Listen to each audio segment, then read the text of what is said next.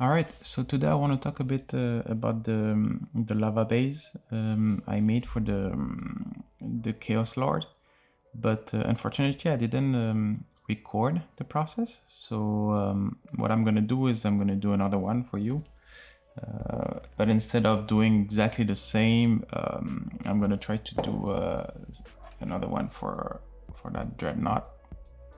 So it's gonna be a bigger one, and it's basically, I think, going to be more interesting than that small one that I made before.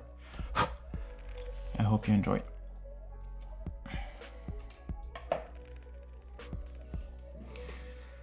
All right, so the first step. Let me zoom out a bit. All right, so the first step is to build up the structure of your of the base. So you don't want to use like only milliput or Fimo just to build up the base, or it's gonna take forever to dry, and it's gonna be very expensive. So what I did before for the Chaos Lord was to use cork, but in that case, I'm gonna try with some aluminium.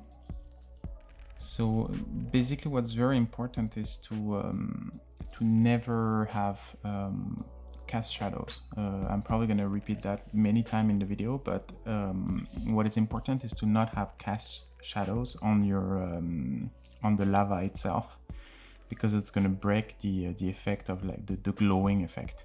So you need to think about that when you build your like the shape of your base.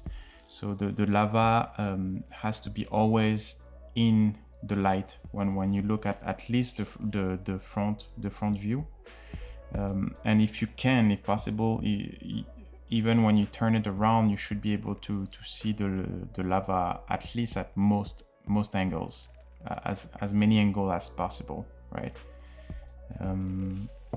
So that's what we're gonna do here. So what I'm gonna do here, what I want to try today is to use some aluminium.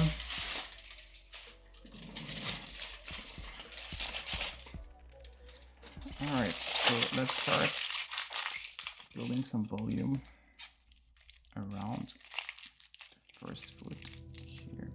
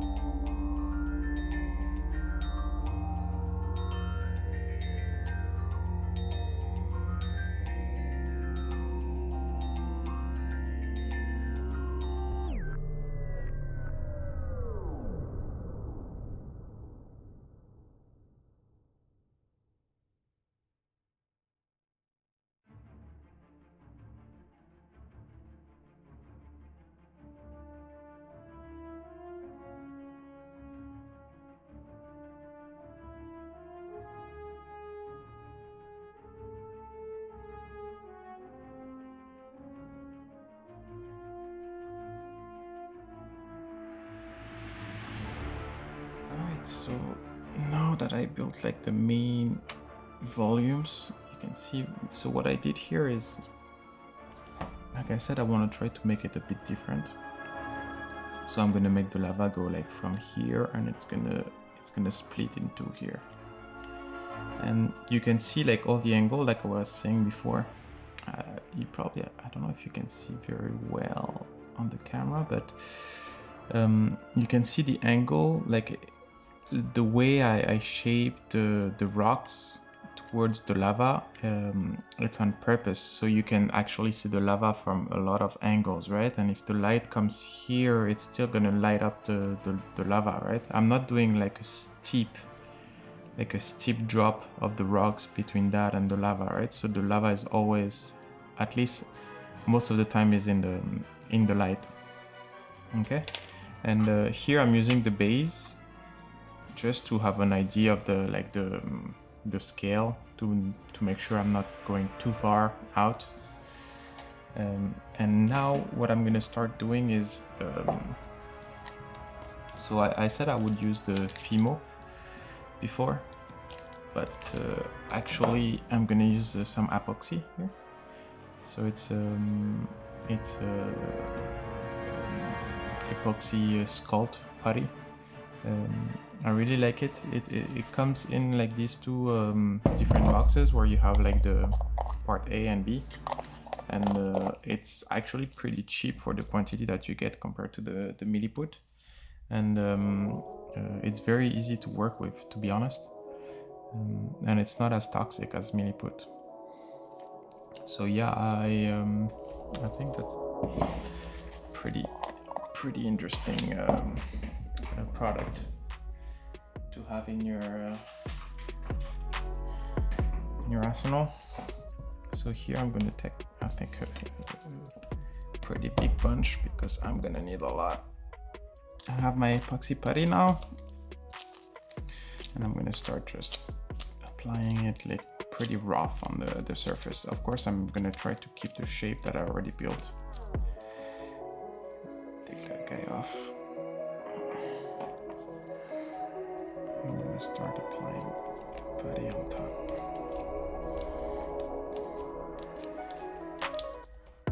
Here, try to keep it flat. And you see I have gloves. Epoxy is pretty toxic, so it's better to use glove, but it's also, I don't want to like have too many fingerprints when on the sculpt. If you use your bare hand, you can leave some fingerprints, and it's pretty easy to see it at that scale.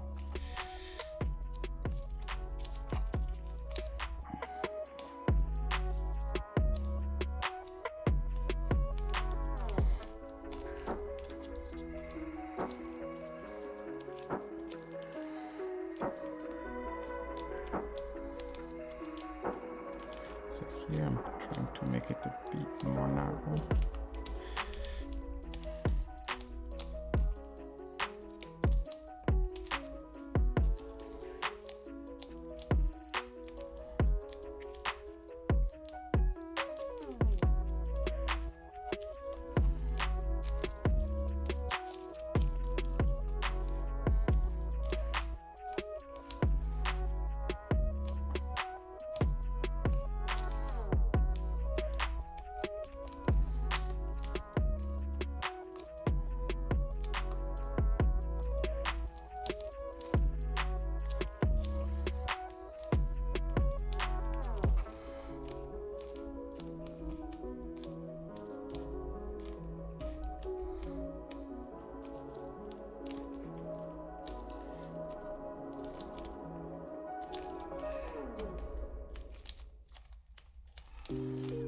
You can see like I'm being very rough for now. Like I'm not super careful about like the way I'm sculpting the clay. I just want it to be everywhere for now.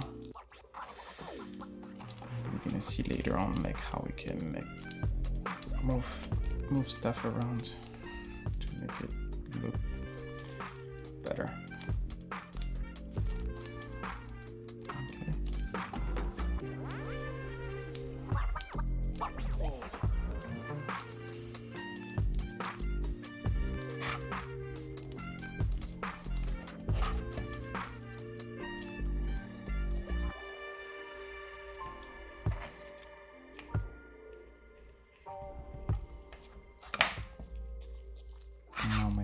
here.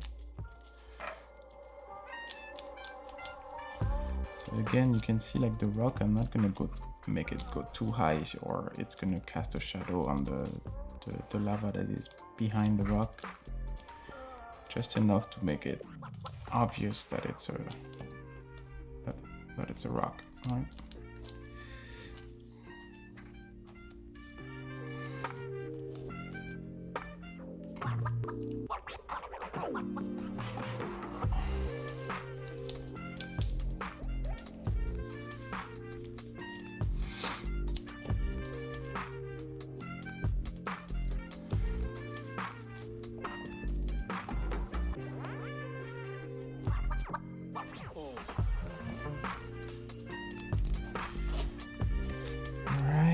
Back.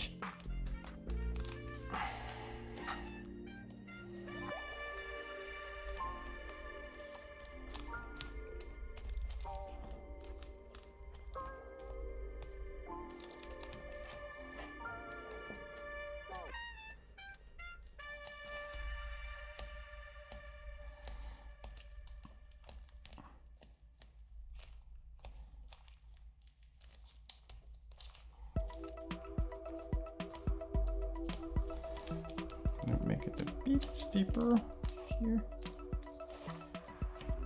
but you can see like it's still like, so basically you can see like here if you have some cast shadow, right? If you can see some cast shadow on your lava, which is going to be in the middle for me here, that's not good. You need to change, you need to make the rock a bit lower angle. Okay, so we have, I think now we have a good idea of the shape. Let me get that guy back. Hopefully I can find the hole again. That was lucky. Lucky shot.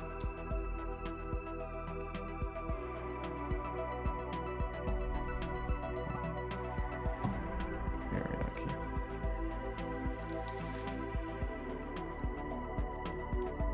Okay.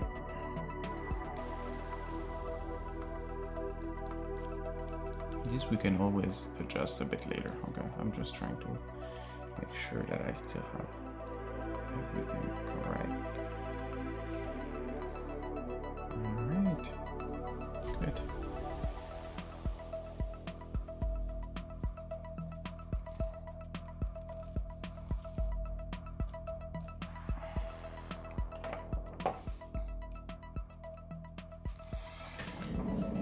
Okay, so now what we're gonna do, I have a lot of slates here, okay?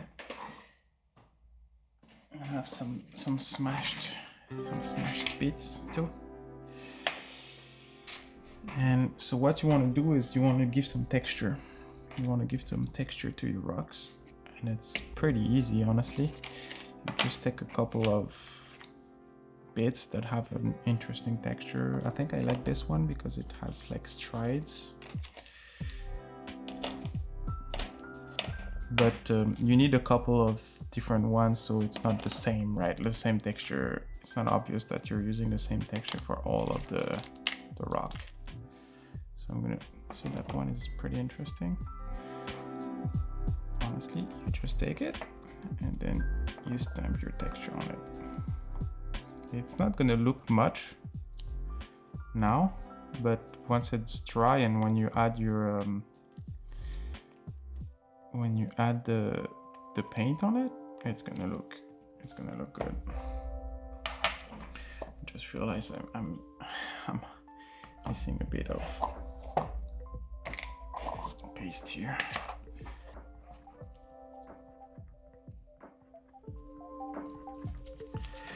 Okay, so let's keep going on the effects.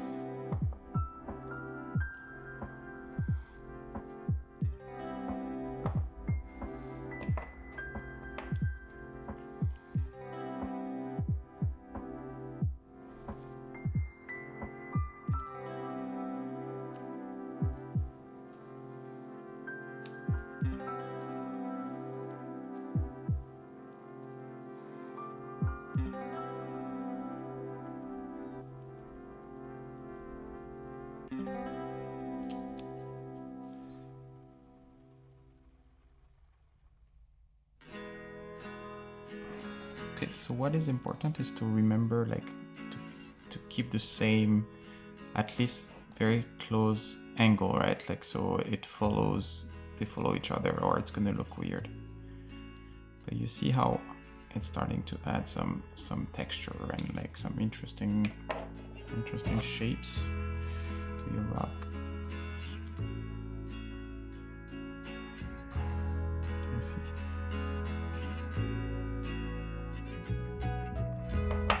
Let's try to get another one so it's not too repetitive.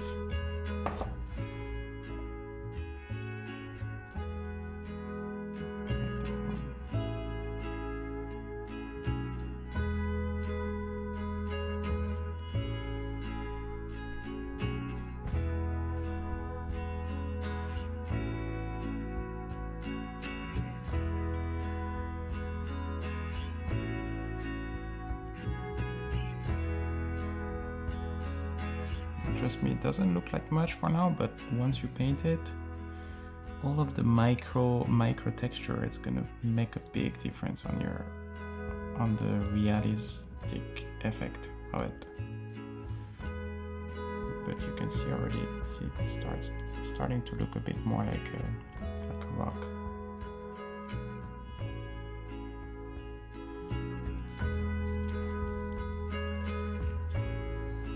Even the flat area like this, you can use it. It's gonna give some. It's pretty hard to see it, but it's gonna add some texture.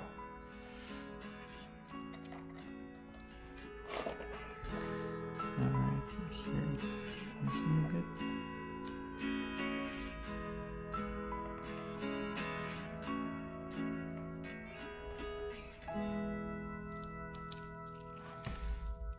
Here it's a bit weird. Here it's missing. Let's switch a bit. That's looking pretty good.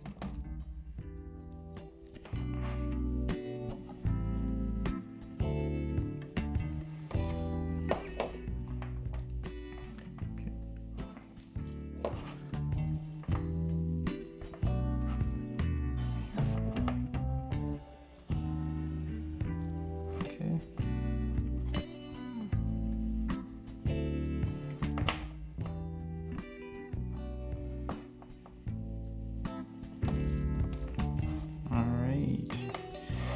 This one, switch a bit more. That's looking pretty good. Okay, that's nice.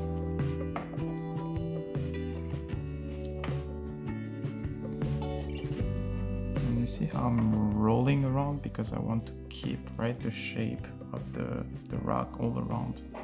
Don't want to have like random pattern like everywhere, like going crisscross, and like you need to keep the structure of the rock. All right, so that's not bad. Now I'm gonna cook that a bit in the oven, make it harden a bit faster, and then we're gonna work more on the lava. We're gonna use a bit of some bits that I broke. All right, so I'm gonna mix a bit more for the lava here, because the thing is I wanna inlay these. I don't know how you say, but I wanna like push them in the epoxy, the bits that I just broken.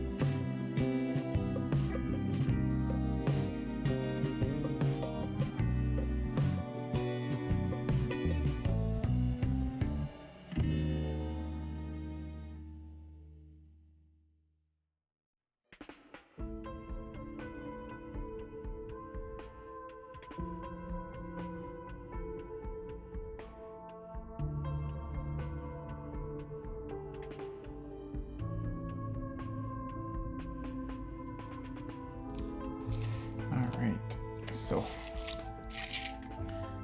let's try to add some of these rocks.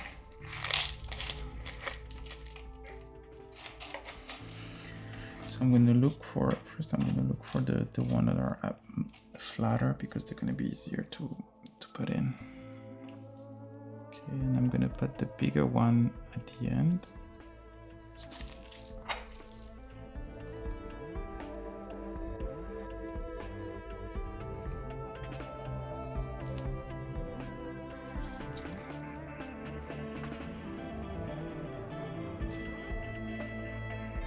Again, I don't want any shadow, okay? That is very important. So you see how I'm like bringing the lava back to the rock, or else it's gonna cast a shadow in between.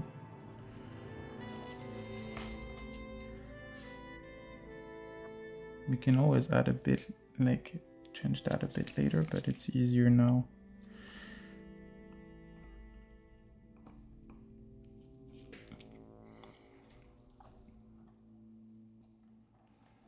Okay,